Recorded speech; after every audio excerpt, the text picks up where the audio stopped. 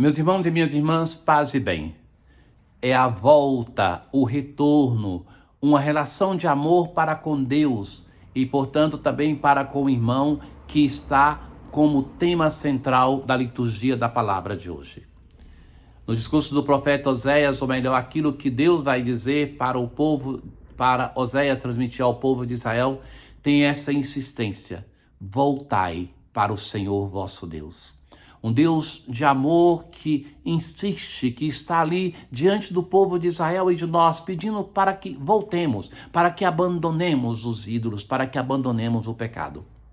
Por outro lado, no evangelho de hoje nós temos o encontro de Jesus com aquele escriba, o mestre, doutor da lei, é tudo o mesmo nome para a mesma função, que é a única vez no evangelho que Jesus vai elogiar a um deles, porque de fato este homem, numa busca sincera pelo Senhor, ele vai conseguir entender que os mandamentos de amor a Deus e ao próximo se sintetizam no amor, no amar sempre, sem colocar condições. Na antífona de entrada de hoje, Senhor, não há entre os deuses nenhum que se vos compare, porque sois grande e fazeis maravilhas, só vós, Senhor, sois Deus. A unicidade de Deus, o monoteísmo, ele vai demorar a se afirmar na história da salvação. Depois vai chegar a afirmação de um Deus único e no Novo Testamento da Santíssima Trindade. Mas o povo de Israel chega a uma afirmação que ela é relacional, que é de um Deus que é próximo, um Deus que ama por primeiro, para dizer que não existe nenhum Deus maior do que o Deus de Israel. E é isso que afirma a antífona de entrada de hoje. Na oração de hoje, da coleta, nós vamos voltar a esse tema, aonde nós vamos pedir para que o Senhor possa infundir em nós a sua graça, para que fujamos daquilo que é contra Deus.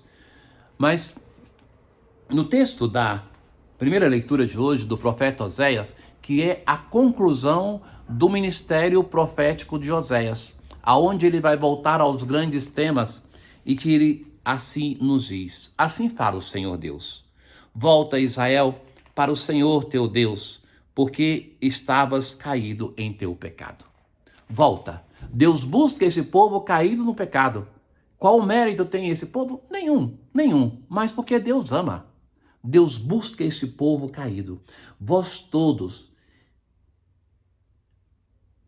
encontrai palavras e voltai para o Senhor.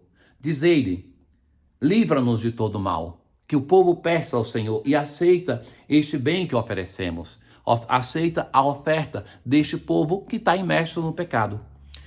Ao longo do seu ministério, o profeta Oséias vai alertar para o fato que a Assíria, que o povo de Israel está confiando, não vai salvá-los.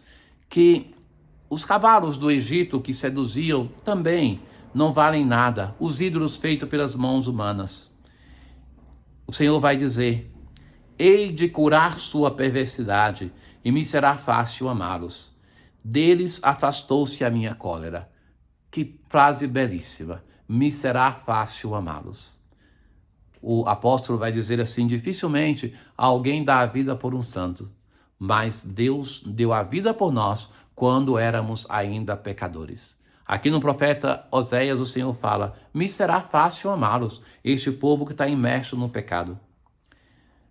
Serei como orvalho para Israel. Que imagem bela! O orvalho que fazia com que no deserto as coisas pudessem produzir, as plantas florescer, frutificar.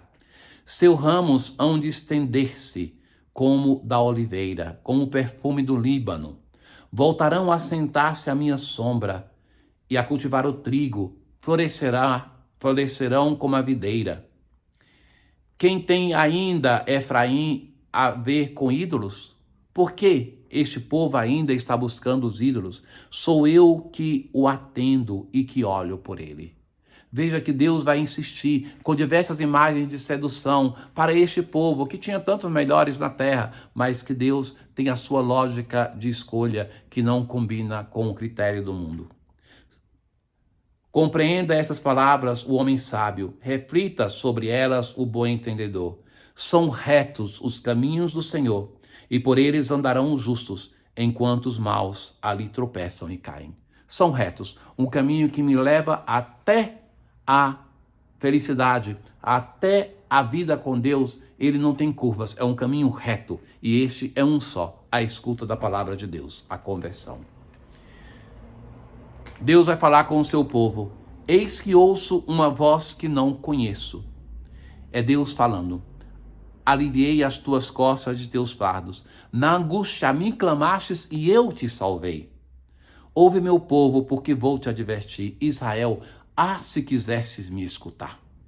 Em teu meio não exista um Deus estranho, nem adores a um Deus desconhecido. Quem me dera que meu povo me escutasse, que Israel andasse sempre em meus caminhos. Veja que desejo paternal de Deus, que meu povo me escute, que Israel ande em meus caminhos, esse desejo de Deus. Na aclamação de hoje, convertei-vos, nos diz o Senhor, está próximo o reino de Deus. No episódio do Evangelho de hoje, de Marcos, nós temos esse encontro narrado também por outros evangelistas. Um escriba, alguém que conhece a Bíblia, vai perguntar para Jesus: qual é o primeiro de todos os mandamentos? Esta era uma pergunta recorrente que se fazia aos mestres de Israel, porque eles tinham um elenco de tantos mandamentos, 613, entre aqueles positivos e negativos. Aqueles positivos que diziam o que se devia fazer e os negativos o que não se deveria fazer. Então, Jesus vai dizer que o primeiro cita o Deuteronômio: ouve, ó Israel, o Senhor nosso Deus é o único Senhor. Amarás o Senhor teu Deus com todo o teu coração, com toda a tua alma, de todo o teu entendimento e com toda a tua força. Ou seja, com tudo aquilo que você é e que você tem. Tudo deve ser instrumento de amor para com Deus. O segundo mandamento é: amarás o teu próximo como a ti mesmo. Não existe outro mandamento maior do que estes. E Jesus, na segunda parte, cita o Levítico. Jesus sintetiza, então, todo o Antigo Testamento, a lei e os profetas, nesses dois mandamentos: amar a Deus sobre tudo, amar o próximo como a si mesmo. Ora, naturalmente, esta era uma pergunta que Jesus já se tinha feito, no mínimo, porque, sendo um discípulo, estando atento à escuta da palavra de Deus, ele já tinha ouvido tal reflexão. Mas aqui, diante desse escriba, Jesus coloca a sua posição, que consegue sintetizar, e nos ajuda tanto essa síntese, a vida cristã, o que é a conversão, o que o Senhor nos pede. Aquele escriba vai dizer: muito bem, mestre, na verdade é como disseste. Ele é o único Deus e não existe outro além dele. É o único. Amar-o de todo o coração, de toda a mente, com toda a força, e amar o próximo como a si mesmo é melhor do que todos os holocaustos e sacrifícios. É melhor do que todas as nossas práticas devocionais. É melhor do que a vida sacramental, até mesmo, meus caros. Porque se nós temos uma vida que julgamos ser de igreja e nós não colocamos esta vida de igreja como um reflexo do amor e uma prática de amor para com Deus e para com o irmão, nós somos como o sino que soa, mas que não faz mais nada além do seu som. Jesus, então, viu que ele tinha respondido com inteligência e disse: tu não estás longe do reino de Deus. Esta é a única vez em todo o Evangelho que Jesus diz uma palavra elogiosa para com o escriba. Então, de fato, este homem também, ele conseguiu perceber aquilo que Jesus estava dizendo, a grandeza daquele mestre, tantas vezes perseguido pelos fariseus, pelos mestres da lei e pelos escribas. E ninguém mais tinha coragem de fazer perguntas a Jesus.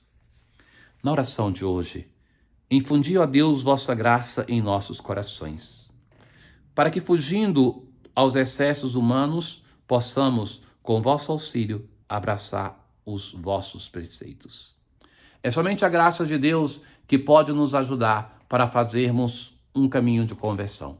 O pecado é a busca dos excessos humanos, o excesso do ter, o excesso do prazer, o excesso do poder, tudo aquilo que é uma graça de Deus no seu início, mas se torna uma propriedade sempre mais desejada. É a graça de Deus que pode nos ajudar a vencer isso, para que nós nos preparemos para celebrar a Páscoa da ressurreição. Tenham todos um bom dia. O Senhor esteja convosco, Ele está no meio de nós. Abençoe-vos o Deus Todo-Poderoso, o Pai, o Filho e o Espírito Santo. Paz.